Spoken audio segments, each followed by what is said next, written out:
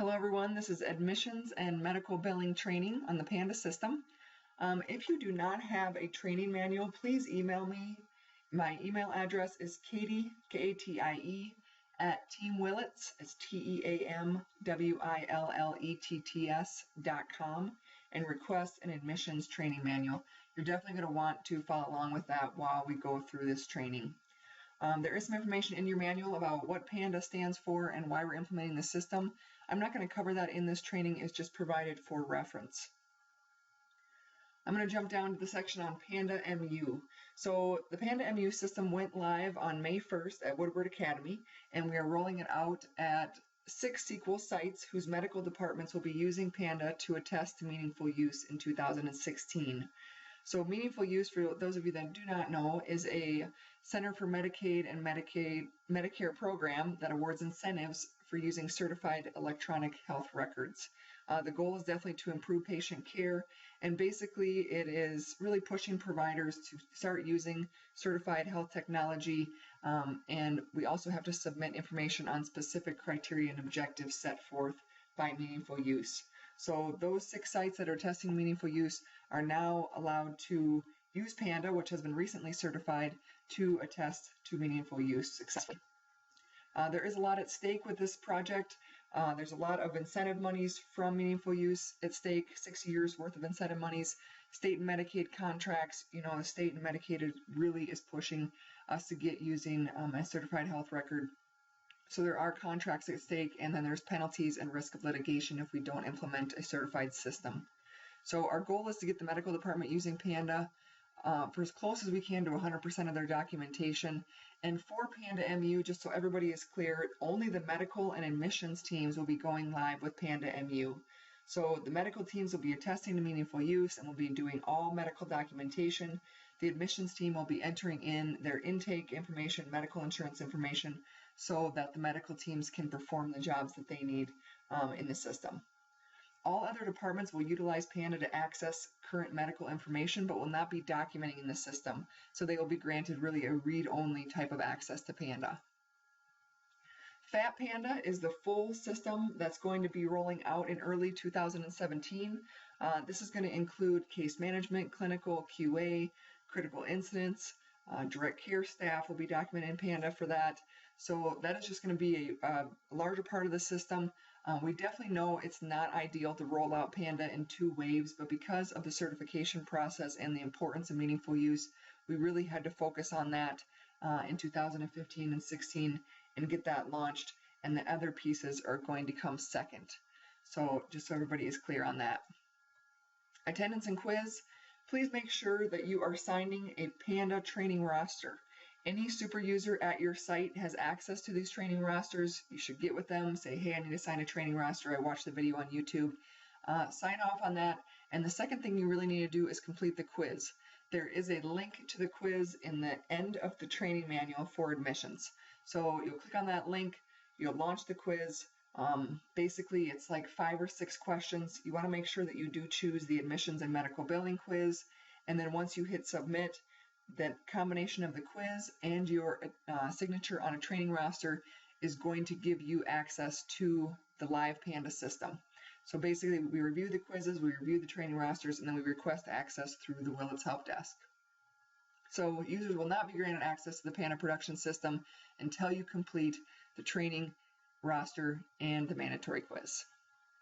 The next section in your training manual talks about HIPAA and EHR data security. Obviously, this is a very important component of this training manual.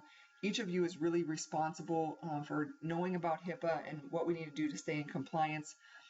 We are really focusing with PANDA on the minimum necessary standard. This is a key protection component of the HIPAA privacy rule, and it really basically means that you should not access information in the PANDA system that is not required for you to do your job. For example, if you're assigned to patients A, B, and C, you should not be accessing patients D, E, and F in the PANDA system. We do have a really good safeguard in the PANDA system called the PANDA audit log. This is required for EMR certification. It tracks every single movement you make in the system. If you go to view, edit, document anything in the system, we track every movement. It's really important that we have that so we are able to pass any sort of audit we may have with HIPAA or with meaningful use, and it really protects our patients' data. The system also will automatically log you off if you're inactive in the system for 5 minutes. There's a screenshot in your manual. Basically, will give you a little warning that you're going to time out, and you can decide to log out or stay logged in. There are a lot of penalties with regards to HIPAA. HIPAA is definitely a very serious rule that was passed by the federal government. It's so important for us to be responsible for protecting our patients' health information. Behavioral health information specifically and psychiatric information is highly regulated and protected. So as a professional, you should never access client information unless it directly relates to your job function, never share your username and password, and always log off or close the PANDA system if you leave your computer. So you're really responsible for knowing about HIPAA and what is needed to protect patient health information. If you need additional information, please refer to your annual HIPAA and compliance trainings that CEQA provides for further information. All right, let's talk about some overall goals of PANDA admissions training. Want to provide an overview of how to navigate the system. You're going to gain some understanding of the PANDA patient portal and how to set up a portal user. We're also going to talk about rolling a referral into an admission and completing an intake on a new client. Medical insurance information, data entry is going to be discussed. And we're also going to talk about client demographics and client contact information. So first and foremost, you're going to log into the PANDA system using your SQL email and password. You do not need to type out the SQL use services at SQLuseservices.com when you enter into the PANDA system. All you need is your first name, last name.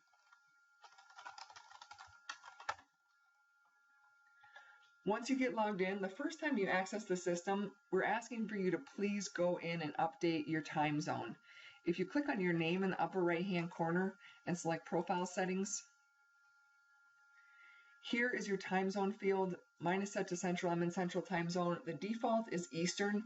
So if you're in Eastern time zone, don't feel like you have to go in and double check this, but you sure can. Make sure you're setting your time zone accurately because the system does timestamp documentation, and you want to make sure we're timestamping accurately for your time zone. Also in here, if you're interested in changing the color of your PANDA theme, you can do that by using this theme drop-down. I have seen all colors in different screenshots, but I personally prefer the black and white, so I'm just going to stick with that. Go ahead and save that information after you've updated your time zone. The next section on your training manual is navigating the PANDA system. So as you can see with PANDA, all the menu items are going to appear here on the left-hand side. The menu items that you see and the sub-menu items that you see is specifically related to the security provided to you because of your job function. Some of you guys will only have admission security. Some of you will have a combination of admissions and medical because you enter some medications or you enter some allergies in your intake process.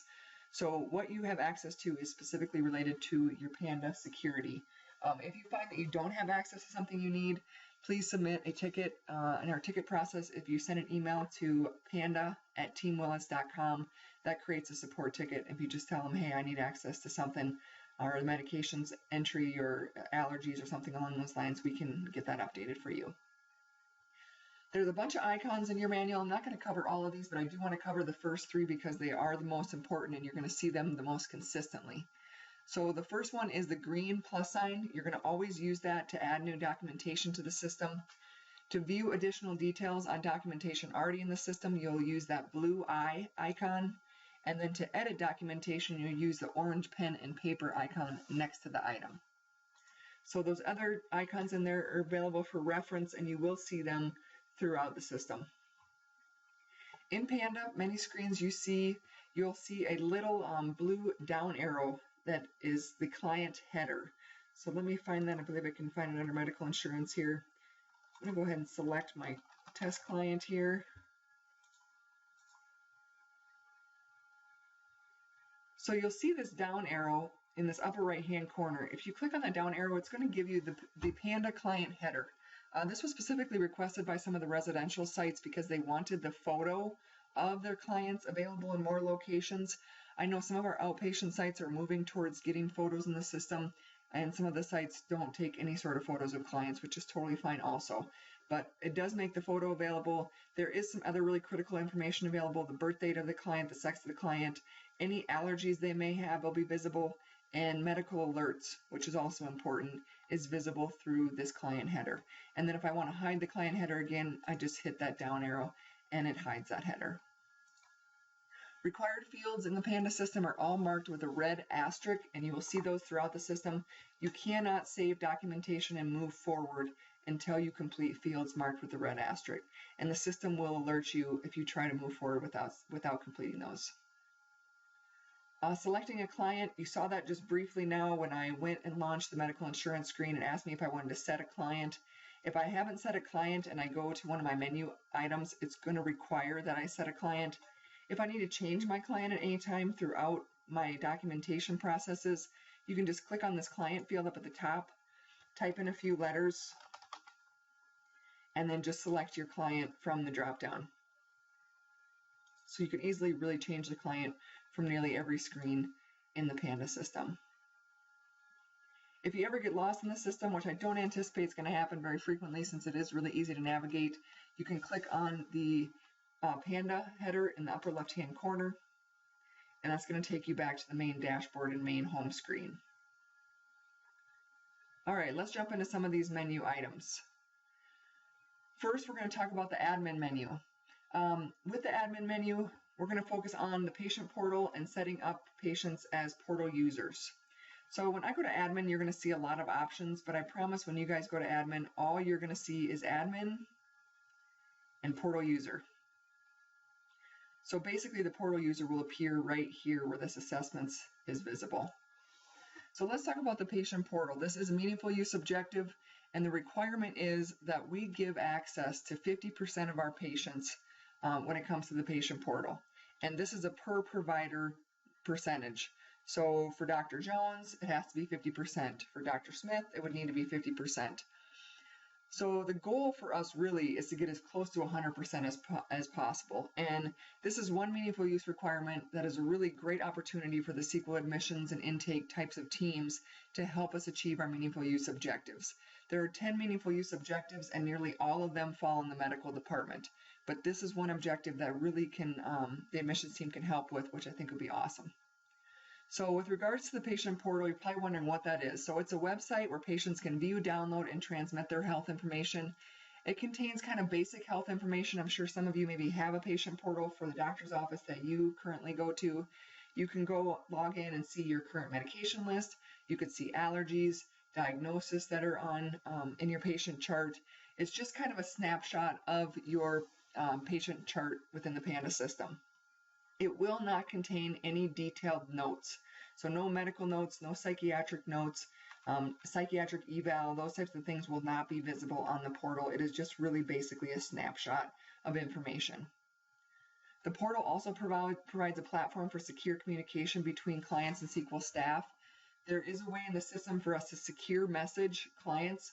So if you need to send a message to a patient and you just want to remind them of an appointment or something that you need to tell them about, maybe a medication, you can easily do that now using the PANDA system. It's much more secure than email, and you can send protected health information through the secure messaging process. So how do people get access to the patient portal? So each person has to be set up as a portal user in PANDA to have access to the patient portal. Anyone who has consent to view a client's medical information can be set up as a portal user. So for the outpatient sites, I do anticipate that most of the time you guys will be giving access to the client. Residential sites are leaning more towards the client's legal guardian or the referring worker. And I think with the outpatient sites, those sites that see pediatric patients, a legal guardian would be appropriate in a lot of situations for you guys too. So basically, for a portal, you could give access to the client, a legal guardian, or a referring worker. Anyone who has a consent to view a client's medical information can be set up. So we're really recommending, I think this is the best workflow, when you complete the intake process, that you set the client up as a portal user. It's really fast, it's really easy. Just ask them, hey, we have a new patient portal where you can view some of your medical information. Would you like access? All that's required is an email. We don't send them any sort of additional emails for any reason. They just get an email to launch the portal, and then they get an email if they get a secure message from their provider or from somebody from the medical team. So for the portal user, when I walk through this process, all I do is hit this green plus sign. I enter in the email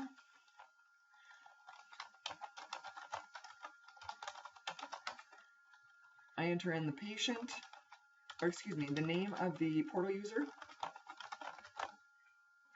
And then I want to double check and make sure this is checked to active. If it's not checked to active, this person cannot access the portal. The time zone, if this person is in Eastern time zone, you would just keep that the same. That is the default. If they are in a different time zone, you can update that. And then the client's field is the person's health information that you're giving access to. So for this example, I'm just going to say that Pam Smith is Panda Smith's legal guardian. So I'm giving access to Pam for Panda's medical information. When you move down the road, especially maybe more at the residential sites, if you have a worker that has maybe 3 or 4 clients that are at different SQL programs, those clients can be added in addition. So you could have 4 different clients listed, and that worker can log into one portal and view information on all 4 of those clients. So I will let you know that in the sandbox, this functionality does not work because it's not connected to anything. We definitely don't want people getting emails coming out of the sandbox since it's a test environment. So I'm going to go ahead and cancel out of this because I will receive an error. One thing to note, when you save that information, it sends an email immediately to that person, that email address that was entered, and it says, "Welcome to the SQL Youth and Family Services patient portal. Please follow this link to log in and set up your password." So they'll get a link, they can launch that, they can go to the portal, they can send secure messages, or they can view their patient health information. I think it's going to be a great functionality. I think that once people start using it, they're really going to think it's helpful, especially for the secure messaging component. And patients appreciate having access to their health information. All right, let's jump to the admissions menu. So in this section, we're going to talk about rolling a referral from the PANDA pipeline into an admission, admitting a new client who has not been entered as a referral, entering medical insurance, and completing the PANDA intake form. So completing an intake. So there are 2 ways to complete an admission in PANDA. You can first roll a referral from the PANDA pipeline into an admission, or second, you can create a new client. So there's 2 ways. With regards to rolling a referral, there is information in your training manual. When you roll a referral into an admission, there's 5 fields that are going to roll over from the referral section to the intake process. And that will be the first name, last name, date of birth, the state of the patient, and the sex and gender, sex or gender. So those items will all roll in. I think there is an advantage to sites getting up and using the pipeline prior to going live with PANDA. It will allow them to save a little time on data entry when they can just roll referrals directly into intakes. So if I'm going to roll a referral, I'm just going to search for that referral's name here. I only have a couple people in here because it is a test environment. So what you would do is type in a few letters, and then you would select that person and hit choose here. If you want to create a new client, I'm just going to enter the information that they're requesting here.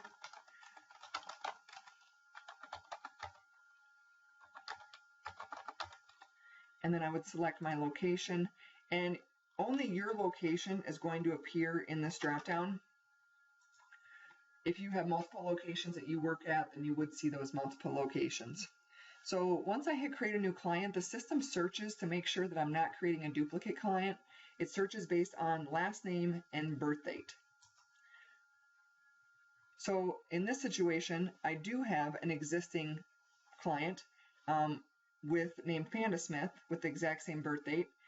That's not the same patient for me, so I'm not going to go ahead and select the patient that's currently in the system. I'm going to create a new client. So I'm just going to hit that create new client, and it's going to create a brand new intake for me, and I can get my client admitted to the system. With this intake form, there are required fields marked with a red asterisk.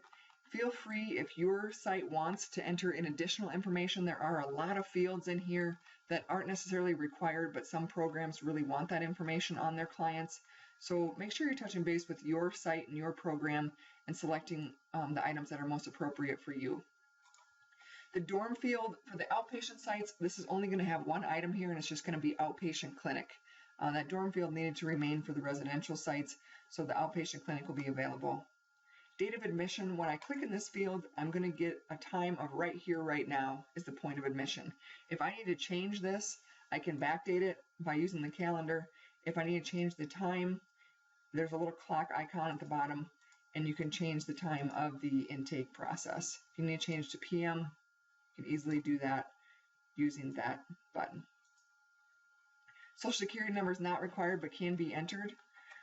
Birth date I already entered on that first intake screen, so I'm just going to tab through. I found that that is definitely the fastest way to complete this form.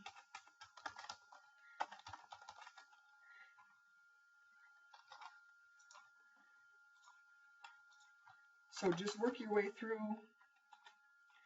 entering the information that's required. Home country is required, but it will default to United States.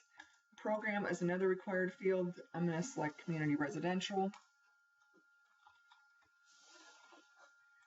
Again, I'm tabbing through. Phone number is required. The system will check to make sure you have a valid phone number, so please be aware of that. And these last few fields were required for meaningful use reporting. So you can identify the race and ethnicity of the patient. If they decline to specify, you can just document that. And last but not least is the preferred language. That does default to English, but can be changed just by clicking in that field and selecting or typing a few letters of their language. So I've completed my intake form. I'm just going to save this information. So you'll notice that once I saved my intake form, it immediately takes me to the client demographics screen. And just so everybody's clear, client demographics is found under client demographics right here. So the intake form, if I go back and I say, oh my gosh, I had a mistake on Bear Smith's documentation, I have his address is incorrect. If I try to go back to this intake to correct that information, it's not going to allow me to correct new information. It's going to create a brand new intake. So anytime you need to edit any of the information that was entered at intake, you'll come to the client demographics section. I can come in here, I can click on a field, and I can easily change any documentation I want. If I want to save my documentation, I would hit this checkbox. If I would want to cancel out of this information and not save my changes, I would hit the X. So I'm going to go ahead and save my changes. But you can come into any of these fields and add additional information or make any edits that you would like. If you want to add a photo, just click on the little red camera and you can upload any photo that's on your desktop or in your computer system. All right, now we've completed an intake. We've talked about the referral rolling intake and a brand new client intake. Now let's talk about medical insurance. So programs really could have billing, admissions, or medical staff enter this information into PANDA. I know a lot of people wear different hats at different programs. This information is specifically for medical billing only. I can tell you that we really did not want to embark on anything related to medical insurance or medical billing when we first started the project for PANDA MU. And we ended up having to kind of delve into this a little bit because of our lab component. We've chosen to connect with a third-party lab vendor that's going to allow us to send our labs electronically and receive results electronically if you work with some of the larger labs like the LabCorp and the Quest. So they require us to send the medical insurance information to the lab if we send an electronic lab. That way the lab can bill insurance, we're not involved in it in any way, and that patient receives correct billing processes for their medical insurance and their labs. So for the medical insurance screen, this is a couple-part process. For the residential sites, we have set up the ability for an auto-populate of the guarantor, since the residential sites seem to always have the site themselves as the guarantor.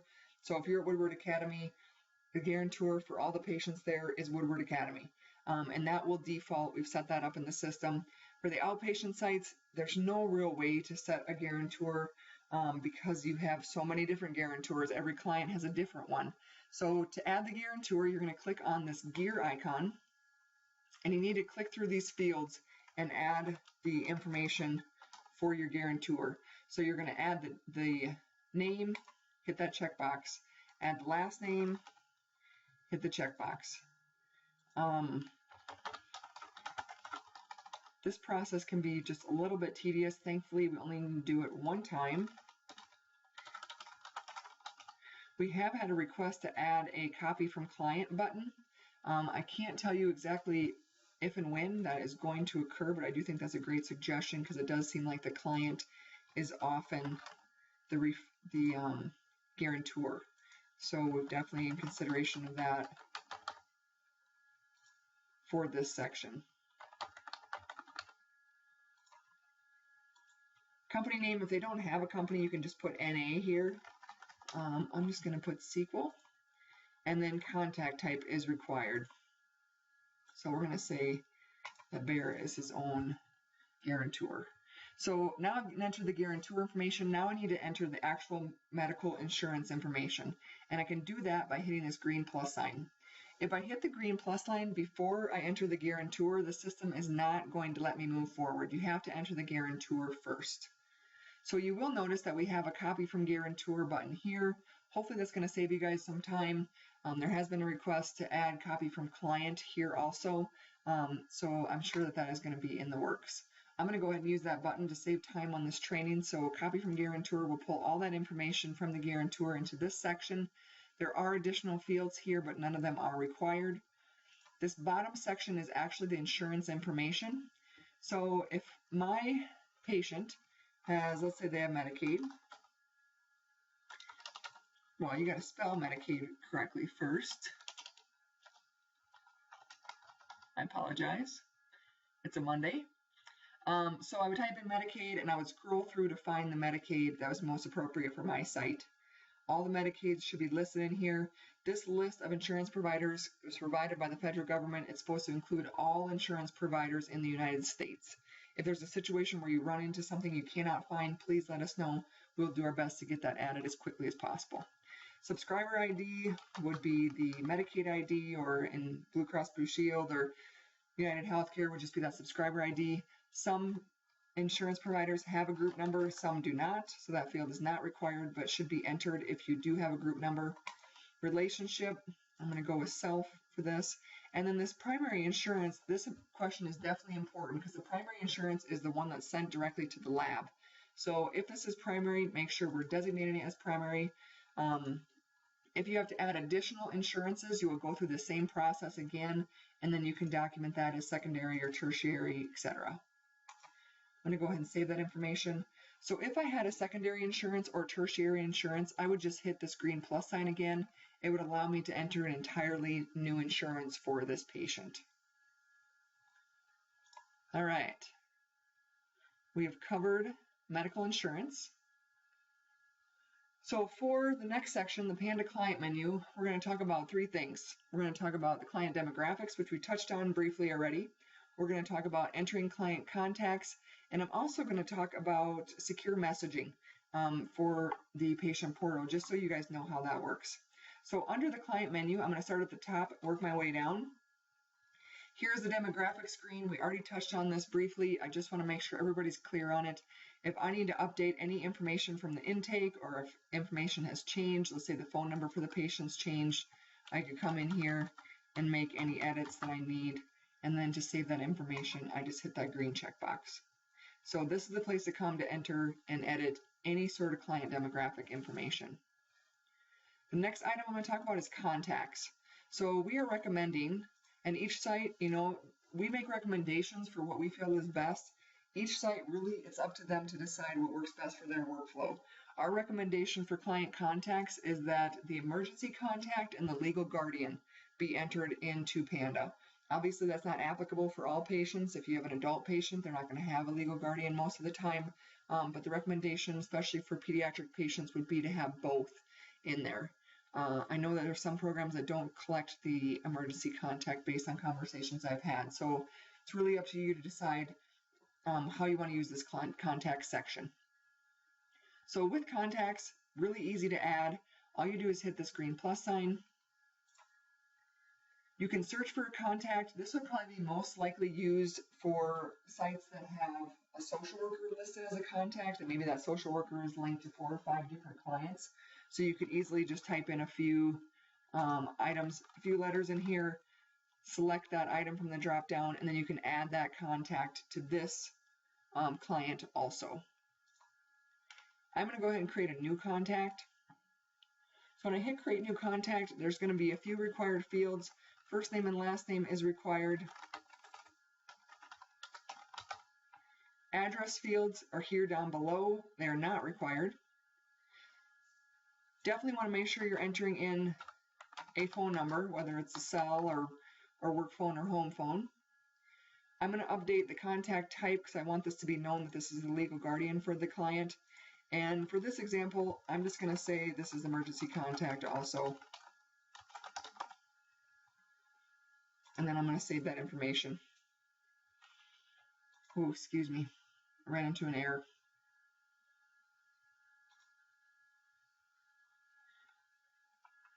All right, so I definitely need to look into that. But with the client contacts, you can just go through, you can add client contacts using that green plus sign. If you need to edit a client contact, you can use that edit pen and paper icon that we talked about at the beginning of training. So client contacts will always appear under client and under contacts section here. All right, lastly in this training, I want to talk about secure messaging.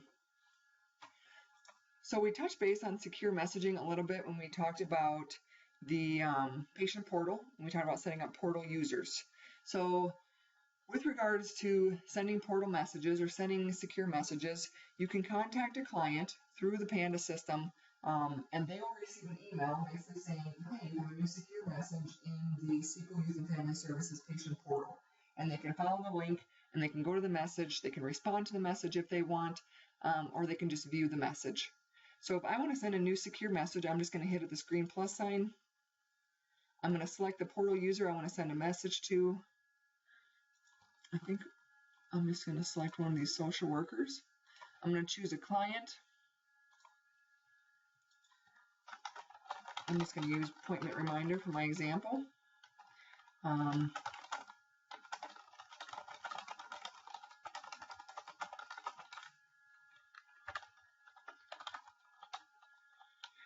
Maybe a lot more detailed than that, but you could send information on medications, being at the pharmacy, or there's just a lot of different options available for the portal. Any sort of communications you want to send to a client, you can do that through the secure messaging process. Again, I will tell you this is not set up correctly in the sandbox because we do not want secure messages or emails being sent out. We probably would just get a whole lot of errors since we've created some generic and fake email addresses. So basically what you would do is you would hit send. That would send the message to the patient's email, and they would get that link with that notification that they had a secure message. And that person could log into the system and view their secure message. If you receive a secure message, they'll appear here in this alerts item next to this little bell. You would just click on that, and you would see if you had a secure message. It would just say new secure message would appear at this top, and you would just click on it, and then you could see that secure message for that patient. When you do open that secure message, I did put a little screenshot of that in your training manual. You can use the blue reply button and send a message back to the patient and communicate back and forth through the PANDA system. All right, I'm at the end of your training manual. I did want to talk about a few things. So PANDA Go Live support. Each department has at least 2 super users who should be utilized as the first line of support for PANDA once you guys go live. They have been through some additional training. They've been kind of our point people at each site for the project. They've been super helpful. Very thankful for everything that they have done. And they are going to be really the first line of support on the ground for Go Live. So if you have a question, please reach out to a super user first. Ask them your question. And if they cannot answer your question, send an email to panda@teamwillits.com. Sending that email creates a support ticket in the Willits support ticket system, and it will allow us to track your issues and respond to you as quickly as we can. So once you submit a support ticket, someone from SQL or Willits will follow up with you either by phone or email to help you with your issue or help find a resolution.